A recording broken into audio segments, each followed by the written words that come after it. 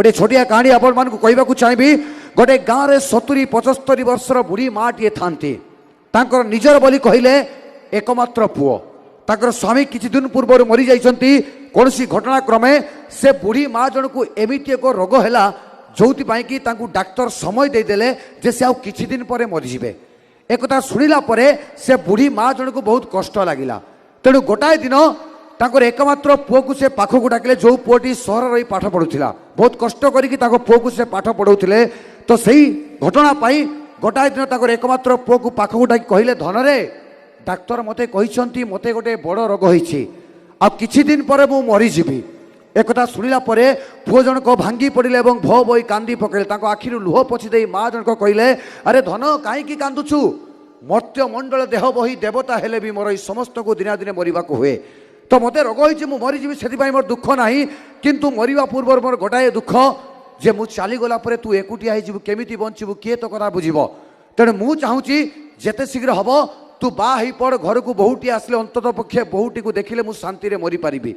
तो एक कथा शुणिला पुओ जनक कहले माँ बाहागर करवा दायित्व होची तमर तमे जहाँ को कहबो जोठी कहबो मु ताको बाहाबी।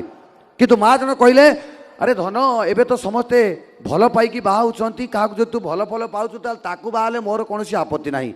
सेठू से पुओटी जो कथाटी लुचेकी रखितला सेही दिन से कथाटी कहला माँ मु गोटे झियो को भल पाउछि तमे जदि आपत्ति न करिवो मु ताले ताकू ही बाहाबी। से माँ जनक कहले हूँ ठीक अच्छी ताले जा आज से झील को आम घर को लेकिन आसबू। एक शुणिला पुओ जनक गले से झील पाखक झीटी सहर रही पाठ पढ़ुला पाखे घटना सब कहले। घटना कहला झीटी भी खुशी हो गला जे सी जहाँ को भल पाउला बाहा हम। किंतु से समय झीटी पुओटी को दुईटी प्रश्न पचारि।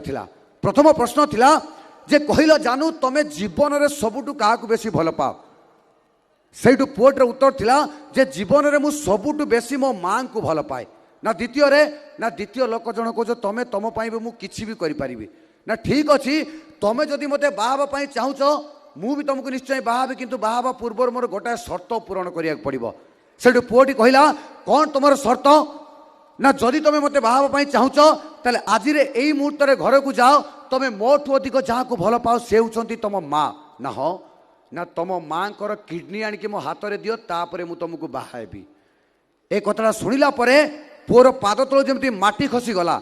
से कहला जानू तुम जदि कही तो स्वर्गर पारिजात आनिक तुम गभारे खसी पारि था आकाशर चांद आनी तुम हाथ मुठार दे पारि था किंतु माँ को किडनी यहीटा केमती संभव किंतु झीटी परीक्षा करने कहता पुओटी बुझी पारि नथिला। तो सहीठू से कहला यहाँ केमी संभव किंतु झीटी नछड़ बंधा थिला कहला जदि तुम ए शर्त पूरण करि मु तुमको बाहाबर प्रश्न भी उठुनी कौन कर उपाय शून्य। पुओटी घर को गला राति रे खाई पी शोला सेपटे माँ कहते बहु दरकार एपटे बहु सदृश प्रेमिका कहूँ माँ को किडनी दरकार कौन कर राति रे शोइथिबा समय हठात मुंडरे गोटे भूत पशिगला जे माँ कहते रोग होइछि से बुढ़ी हेलेनी आउ किछि दिन पर मरीजिबे।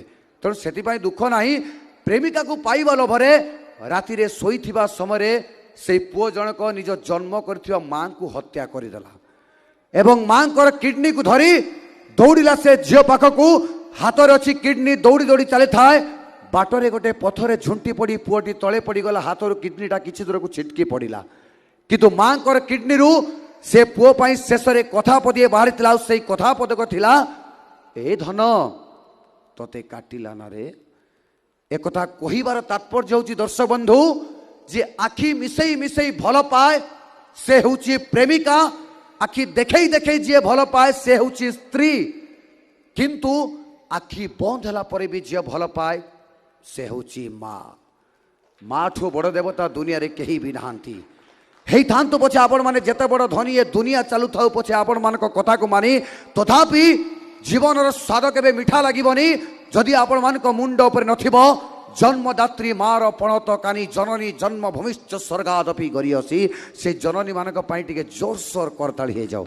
बहुत बहुत धन्यवाद आपण मान करई करताली पाई आपण मान मन भीतर एमिति भल पाइबा रही।